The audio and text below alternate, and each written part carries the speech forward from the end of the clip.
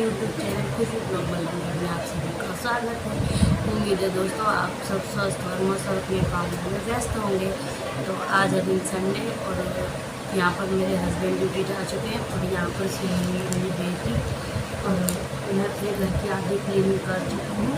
कुछ काम बाकी हैं जैसे कि नहाना, बर्तन और कपड़े, तो ये 3 काम मैं बाद में करूँगी। तो मैंने सोचा अपना कल तो मैं कोई ब्लॉग बना नहीं पाई क्योंकि मैं कुछ काम था जिसकी वजह से ब्लॉग नहीं बना पाई।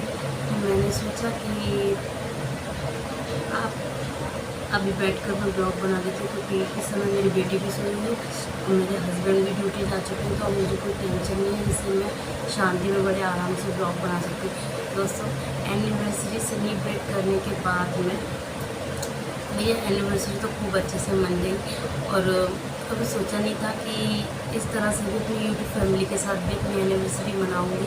भले ही कोई नहीं आया था, लेकिन आपसे बढ़कर इतनी बड़ी यूट्यूब फैमिली मेरे साथ थी तो और मुझे किसकी क्या ज़रूरत है। और कोई आता नहीं तो दोस्तों कोई पास में है नहीं, सब बहुत दूर दूर है। कभी सोचा ही नहीं था कि मनाऊंगी तो कैसे किसी को इनवाइट करूँ, लेकिन जैसी भी जो भी थी सिंपल सी और कम बजट वाली एनिवर्सरी, लेकिन मेरी बहुत अच्छे से मन गई। जो कभी मैंने मनाई नहीं है केक वगैरह काट के, लेकिन मैंने मना ली। लेकिन दोस्तों उसके बाद एक इम्पोर्टेंट काम रह गया था कि मैंने अपने हस्बैंड को बोला था ना अपने ब्लॉग में, आप देख सकते हो जाके एनिवर्सरी वाला ब्लॉग जो मैंने कल डाला था। मैंने उसमें अपने हस्बैंड को बोला था कि आपने ना ही मुझे विश किया और ना ही आपने मुझे कोई गिफ्ट दिया। तो मेरे हस्बैंड ने तब तो कुछ बोला नहीं। एक दोस्तों अगर आप लोगों को मेरे ब्लॉग में अगर पंखे की आवाज़ आती है तो दोस्तों इसको इग्नोर करना, क्योंकि अभी है गर्मियों का टाइम। अगर मैं पंखा बंद करके ब्लॉग बनाऊंगी तो मेरी बेटी को दिक्कत होगी, वो सोई हुई है। बिना पंखे के ना सबसे ज़्यादा पहले तो मच्छर काटने लगते हैं और आजकल गर्मी पड़ रही है तो बहुत गर्मी लगती है, इसलिए मुझे पंखा चालू रखना पड़ता है। तो दोस्तों प्लीज़ इग्नोर करना और मेरी मजबूरी को समझना। एक ही रूम में सब कुछ मैनेज करना ना कभी कभी बहुत डिफ़िकल्ट हो जाता है, लेकिन हमारी मजबूरी है और जितना हमारी कैपेसिटी है उसके हिसाब से हम लोग रह रहे हैं। और लेकिन ये चीज़ जब मैंने अपने हस्बैंड को बोली थी ना कि आपने मुझे कोई गिफ्ट दिया तो उन्होंने कुछ नहीं बोला, लेकिन जब कल सुबह वो ड्यूटी गए ना तो उन्होंने मुझे कुछ पैसे दिए और उन्होंने मुझसे कहा कि ना तो मैं इस एनिवर्सरी तुझे कहीं घुमाने के लिए ले जा पाया और ना ही मैंने तुझे कोई गिफ्ट दिया। तो उन्होंने मुझे कुछ पैसे दिए थे और कहा था कि तू अपने लिए कुछ भी खरीद लेना। मैंने बोला इसकी कोई ज़रूरत नहीं है खुशबू के पापा, जितना भी है जो भी है मैं उसमें खुश हूँ, कोई ज़रूरत नहीं है गिफ्ट की और ऐसी फॉर्मेलिटी निभाने की कि हम कोई अजनबी तो है नहीं। मैं भी आपकी परिस्थिति से कुछ वाकिफ़ हूँ कि कैसे मेरा घर चल रहा है और कैसे नहीं चल रहा।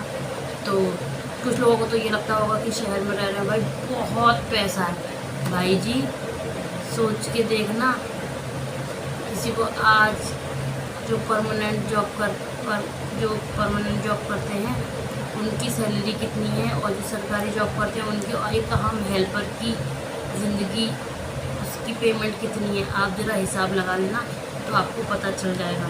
यहाँ का कभी कभी मेहनत ख़त्म बाद में होता है, लेकिन पेमेंट सबसे पहले ख़त्म हो जाती है।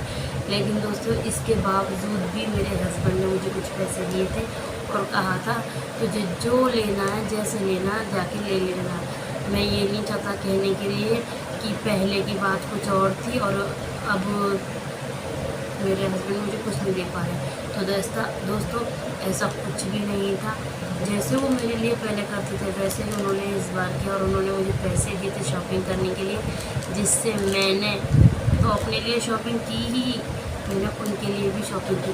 लेकिन दोस्तों इसमें भी एक सरप्राइज़ है। मैंने उनको ये नहीं बताया कि मैंने बस उनको ये बताया है कि हाँ मैंने तो अपने लिए शॉपिंग कर ली उनको, लेकिन मैंने उन्हीं पैसों में से एक अपना दिमाग लगाया और सोचा कि जब मेरे हस्बैंड मेरे लिए सोच सकते हैं तो क्या मेरा फ़र्ज़ नहीं है उनके लिए सोचना। तो दोस्तों मैंने उन पैसों से अपने लिए तो गिफ्ट खरीदा ही खरीदा, लेकिन मैंने उनके लिए भी गिफ्ट खरीदा। लेकिन दोस्तों मैंने उनके लिए एक सरप्राइज़ रखा है। मैंने उनके लिए कपड़ा खरीद के टेलर पे सिलवाने के लिए डाल दिया। जिस दिन वो सिल कर आ जाएगा ना तो सीधा मैं उनको सरप्राइज़ दूँगी और कहूँगी देखिए खुशबू के पापा कैसा लगा। मैंने डाली एक शर्ट सिलने के लिए और एक डाला है कुर्ता पैजामा, क्योंकि उनके मन में बहुत दिनों से था कि उनको कुर्ता पजामा पहनना है। और मैंने उनके लिए कलर लिया है घिया कलर, मिलता जुलता ही लिया है, पर मेरा सेम सेम तो नहीं है, थोड़ा अलग है, लेकिन थोड़ा थोड़ा मैच हो रहा है। तो मैंने उनको बताया नहीं है कि मैंने उनके लिए भी कुछ लिया है। उनके दोस्तों के मन में बहुत दिनों से था कि मैं कुर्ता पैजामा पहनूं, क्योंकि कोई फंक्शन ऐसे होते हैं जिनमें एक जैसे कपड़े नहीं पहन सकते, जैसे पूजा हो गई, किसी की रिंग सेरेमनी हो गई, या किसी की शादी में जाना है। जैसे अभी गर्मियों का टाइम है, तो उनका कहना था कि गर्मियों में हल्के कपड़े सबसे ज़्यादा सही होते हैं। जैसे हम किसी के फंक्शन वगैरह में जा रहे हैं तो कुछ हल्का सा पहन लें।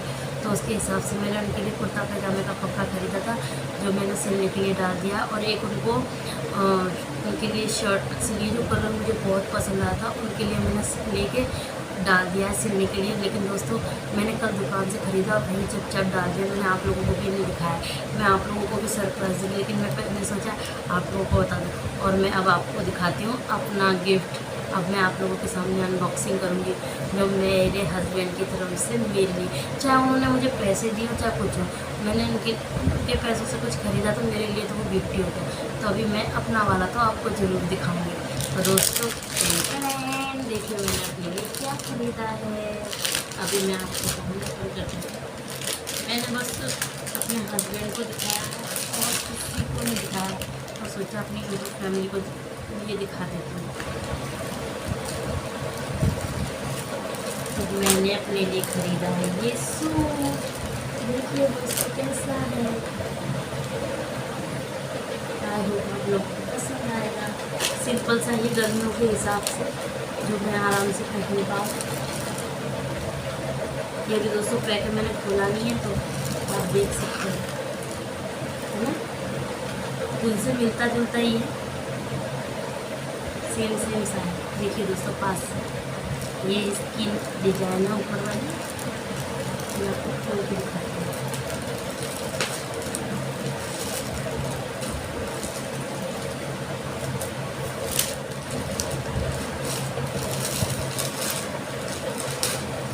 मुझे ये कलर बहुत पसंद आया, इस कलर में सिंपलिसिटी ना बहुत अच्छी लगी देखने में।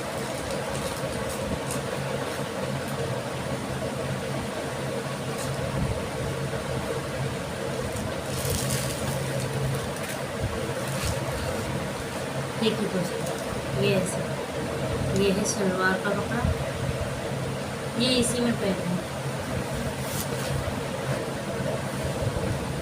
हाँ दोस्तों ये ऐसा ही है,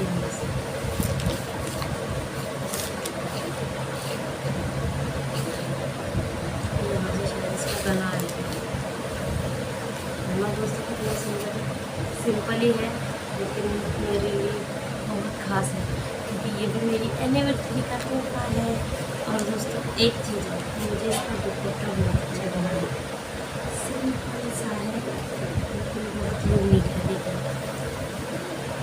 ना, इसकी जो बॉर्डर है मेरी,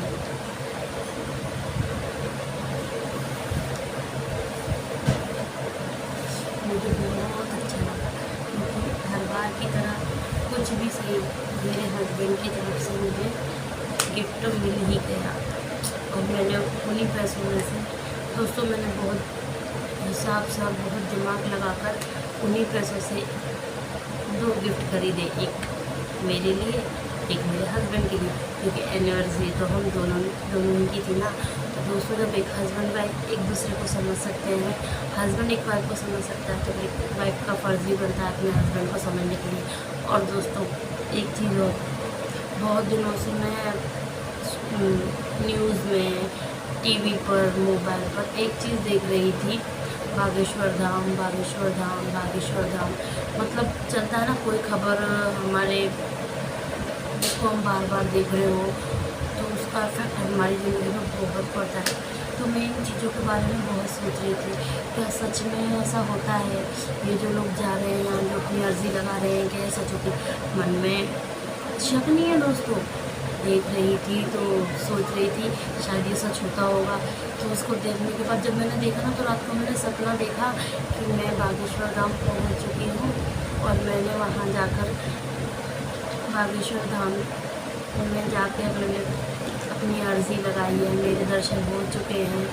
तो मन अर्ज़ी लगाई थी और मेरी अर्ज़ी स्वीकार भी हुई है। तो दोस्तों ये तो मेरे लिए बहुत अच्छी बात है, चाहे वो मेरे दिमाग का वहम हो, चाहे वो मेरे दिमाग का खेल हो, चाहे वो उस न्यूज़ का या उस खबर का असर हो, या जो बातें चल रही हैं, जो लोग बातें कर रहे हैं उसका असर हो।